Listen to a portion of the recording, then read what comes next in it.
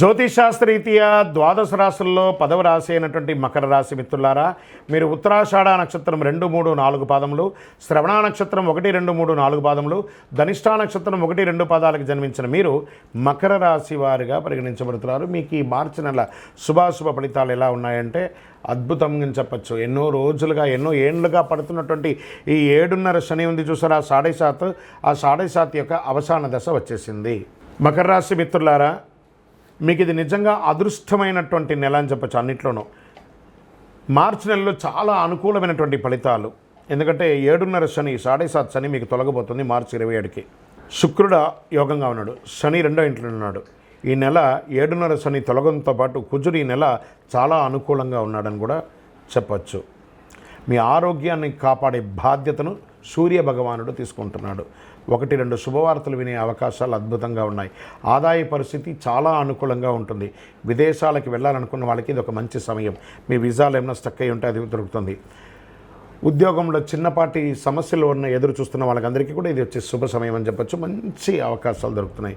వృత్తి వ్యాపారంలో సంతృప్తికరంగా సాగిపోతుంది. వ్యాపారంలో పార్ట్నర్షిప్లో ఉన్న వాళ్ళకి యోగం అని చెప్పచ్చు. ఆర్థిక వ్యవహారాలు ఆచితూచి వ్యవహరించండి. ఆర్థిక సహాయం చేయడంలో ఆచితూచి వ్యవహారం చేయండి. మీరు ఆర్థిక వ్యవహారాలు చేయడంలోనూ మీరు సహాయం తీసుకోవడంలో కూడా ఆచితూచి ఉండండి. రియల్ ఎస్టేట్ చాలా సుముఖంగా ఉంటుందని చెప్పచ్చు. విద్యార్థులకి శ్రమ తప్పకపోవచ్చు, కానీ ఫలితం బాగుంటుంది.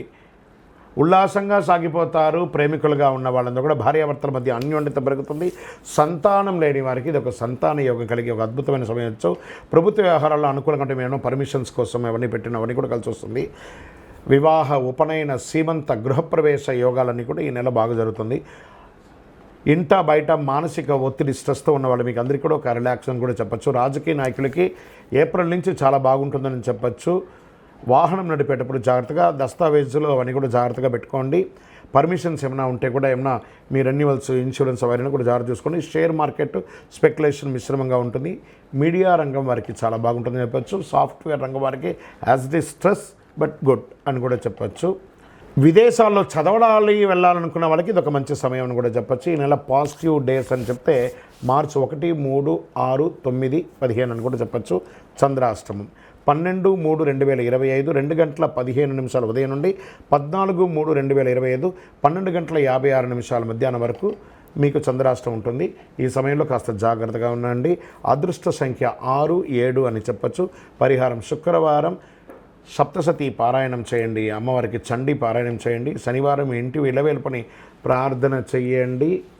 అతి శక్తివంతమైనటువంటి కరుంగాళి మాలను ధరించి ఆయురారోగ్య ఐశ్వర్య భోగభాగ్యాలను పొందండి.